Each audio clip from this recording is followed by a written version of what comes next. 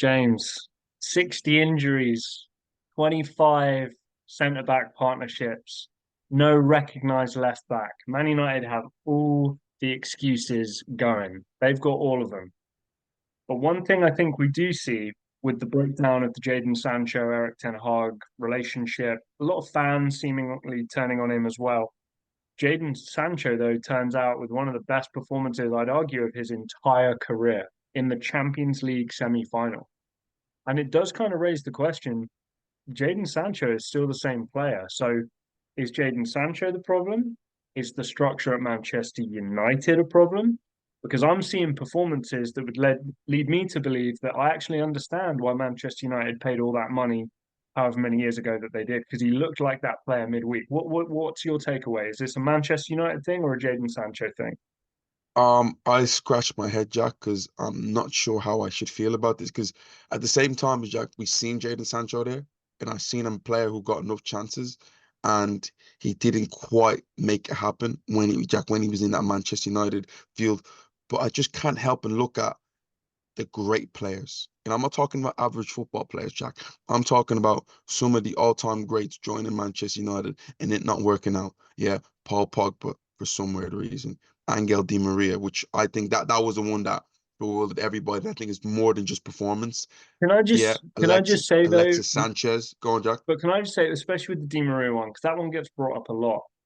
I'm pretty sure it was like he was like I think top three in the league for assists or something. Like he was. Yeah, Don't get me wrong, 100%. it didn't look good. I know it didn't look good, but I remember looking at the baseline and being like, "Damn, he's still putting in some performances here." But anyway, sorry, go ahead. That's No, kind of Jack, to one side. His performances were good. It's just that I think what happened with him and his family really put everything off and just didn't want to be there. But Right. Jack, I hate bringing up the word structure, but there's clearly something wrong with the structure. For a player, Jadon Sancho, to go to Dortmund, Jack, and in a space of a couple months to look that comfortable and to be putting out a performance, not just a performance against PSG, Jack, throughout this whole Champions League run, Jack. He's immense. The game against PSV, he was given man of the match in the semi-final. I mean in the last 16 game. Two games Yep. against Atletico Madrid, who we know is one of the best offensive teams in the world, Jack. He put on phenomenal performances there too. And it's like, where does it come from? Is it the style? Because we mentioned the fact of the Premier League might be a bit too physical for him. He might not be able to. He doesn't run away from players. Jack, I seen him have 13 take-ons. That joins Neymar with the most take-ons ever in a Champions League game. Oh, I seen right. moments where he's standing up a defender, dropping a shoulder, and he's knocking the ball past him, and he's showing pace and the strength to get away from him, and then finding Also, him like who was he up against? Is it Nuno Mendes? I'm not sure. I'm not sure. Because I, that's I I know like the name. I'm pretty sure it Go was because that's no slob athlete.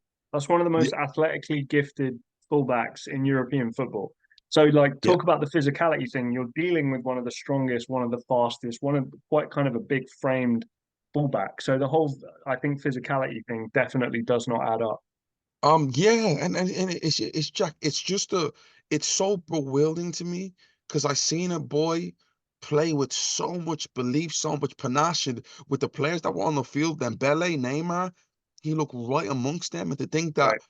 he was struggling to get past Anthony at Manchester United, it really has me struggling, like scratching my head. What was the main reason? Because Jack, there has to be something up. This can't be a constant thing where you're looking at the players and be like, I get it, Jack. Manchester United, in terms of you of an institution and how much people magnify the littlest thing, like the whole Rashford thing about when he's listen. I seen videos of Manchester United fans putting like little compilations of Rashford when he's like not running. But I'm watching games and I'm seeing Rashford run, so I can see like, Right. okay, when they want to pull out a narrative, yeah, they will pull out a narrative. But I'm like, how is this come to fruition that he is who he is at Dortmund and he's not what he is at Manchester United? Is it the manager or is it the club in general? Because Jack, never once we had this thing about Dortmund. He talked about his mental health. He goes to Manchester United and mentions the mental. I'm just trying to figure the whole thing out. What is the reason? Because Jack, I question, is he good? Jack, there's a serious player there. There's a Oh, player there 100%. that could easily be a starter for England. Yeah, I'm for talking sure. ahead of your Phil Foden, you had your Bukayo Saka's. Yeah, That's the sort of level of performance that we've just seen from him from right. from Borussia Dortmund. Granted, people will bring up the fact that we just watched one game. No, yeah, against Bayern Munich, he gave Kimmich a torrid time.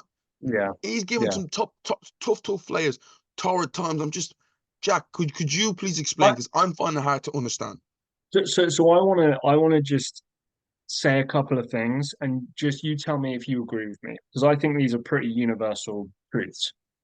Is there a bigger pressure, media requirement, drain emotionally, maybe physically, in playing for Manchester United than Borussia Dortmund? I would say overwhelmingly yes.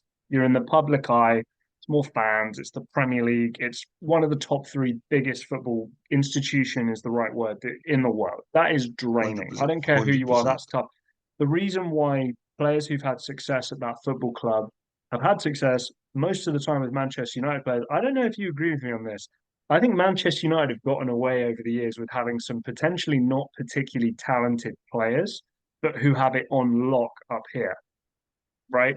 And I'm not going to name names because I don't want to just crap all over everybody. But I think a lot of the time, based on the success they've had, I think there's a couple of players you're like, what that player they were that good, but because it's all up here. Maybe for him it's just a bit much. Maybe at Dortmund the media pressure's a little bit less. He doesn't have to do as many interviews. He doesn't have to do as many sit down things on TNT Sports and on Sky and do stuff with blah blah blah, all this kind of stuff. Maybe it's a little easier for him emotionally, mentally, whatever, playing in the Bundesliga, doing all that stuff. That I think is a big thing. I'll also say, you brought it up. I take a lot of Erik Ten Hag's excuses. The injuries have been insane. They've been absolutely insane. I'm not even going to dispute the fact that when you're playing and developing a football game plan and style of play, it starts from the back out and how you're going to try and deliver the ball further up the field. I'm not even going to dispute that. But the fact that your substitutes and your reserve players can't execute the same game plan that your starters can is not a good enough excuse. You and I have talked about this, James, right? And I think you were very pleased with me that I agreed with you when you said it. These are talented football players. It doesn't take a lot for things to be turned around. Now, I'm sorry that you've got your 25th best centre back pairing or whatever. But if you've got some kid from the academy and some guy, Harry Maguire, over like a couple of weeks, you should still be developing the same patterns of play that even your starters should be doing. So there's a bigger problem going on in terms of the coaching, in terms of Erik Ten Hag and his relationships with the team. I don't think that's helping him either. One thing I will say, and this is where you might come back at me a little bit, it's 17 appearances for Borussia Dortmund. The dribbling's good, the take-ons are good, it looks good. The eye test is passed by a mile. It's 3 goals, 1 assist. So in terms of a return, a bottom line return, it's not that impressive. We've Okay. seen little bits here and there.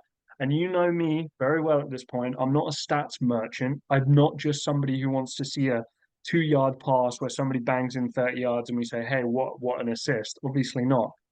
But if he is that guy at Borussia Dortmund in the Bundesliga, in the Champions League, 3 goals, 1 assist over 17 games is not a good enough return. So I still don't know if he's back at his best. I don't know if you would agree with that assessment or not. Again, Jack, as you mentioned, there's two completely different things there.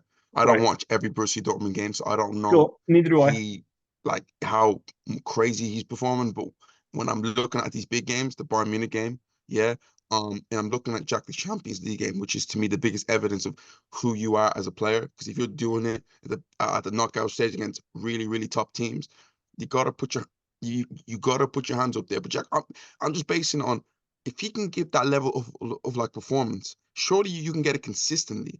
And if he can give that performance, why is Manchester United not getting that performance a little bit more from him? Yeah, because if there's a player there, he shouldn't be at Borussia Dortmund. He should be at Right. Manchester United, helping a very poor team be successful. But So I don't just know. and I here's don't know. But here's my final thing come summertime. If he apologizes to the manager and says, "Hey, I shouldn't have put anything out on social media. It's my bad." Like Garnacho liked a tweet or an Instagram post, got called out, apologized, unliked it, and moved on, right? If Jadon Sancho returns to Manchester United in the summer and intends to publicly, privately, and publicly apologise to the manager, I think stay at the club. There's a new CEO, there's a new director of football, technical director. Things are trending in the right direction as it relates to Jadon Sancho, Manchester United, if those things happen. If he does not have the intention of apologising, leave the club. I don't know whether it needs to be back at Dortmund, whether they can afford you, whether you need a new challenge under the new manager at Bayern Munich, whatever they want to try and do, right? I don't know whether a quick trip to Italy. I know that potentially AS Roma could do with a right winger if we afford him. But anyway, the point being, maybe there needs to be a clean break that happens here. James, we see it all the time. Sometimes things just don't work out at certain clubs. I'm sure you have a mixed relationship with Granit Xhaka, right? But then you go on YouTube and you see how Bayer Leverkusen are getting on. You go, who the hell is that guy playing for Bayer Leverkusen in midfield? He's unbelievable, right? Sometimes things just work in different situations. Ultimately, you and I both know there's a street footballer in there, which we're always going to root for because you can tell by the way they play, they love the game. He has got unbelievable talent. He can do it at the top level. He can sustain it. He can be an international starter for a football team like England, like you said, against Cole Palmer, Bukayo Saka, Phil Foden, the right wingers or the attacking players that England have available. He can be that guy, and we want to see him do that. And nobody, you're foolish if you're going to bet against him. I just think for me, that one performance or one or two performances, I still need to see that baseline. I don't need to see double digits, and I don't, like I said, I don't want to do the whole Erling Haaland last season thing where it's like, oh, he must be the best player in the world because he's scored loads of goals. But I want to see it a bit more consistently before I think, hey, he's back. The guy is back. Um, Um, yeah, go ahead, finish this off here. no, Jack, no, Jack, listen, I totally agree with you there. I mean, looking at Sancho, this season, I think it's been a bit of a tough season for him. I think he needs to be at a club next year where he's there fully. It's not a half here, half there. He knows where he stands. He knows, okay, can I put in these performances? I look at the Euros that might be a bit out of reach for him right now, but he's probably looking towards the next World Cup and things like that, and having to me a long season with a team with no issues. Guys at home, let us know what you think. Manchester United fans, why don't you pipe up as well, right? Borussia Dortmund fans, we want to hear from you as well. Would you take Jadon Sancho back, even if it was financially a big, big outlay? I know you want to keep the likes of Ian Matson, right, at fullback. Is that going to impact the amount of money that you potentially have on somebody like Jadon Sancho? Man United fans, do you want him back? Do you want the apology? Is he going to slot in there at right wing? Does he take a position of another player? Let us know what you think in the comment section below. Drop a like on the video if you like what you've seen. Hit subscribe. James and I, we've reached the peak of 1,000. We're going for 2,000 now. We'd like you guys to be there on the journey with us. But until next time, me and James, we will see you.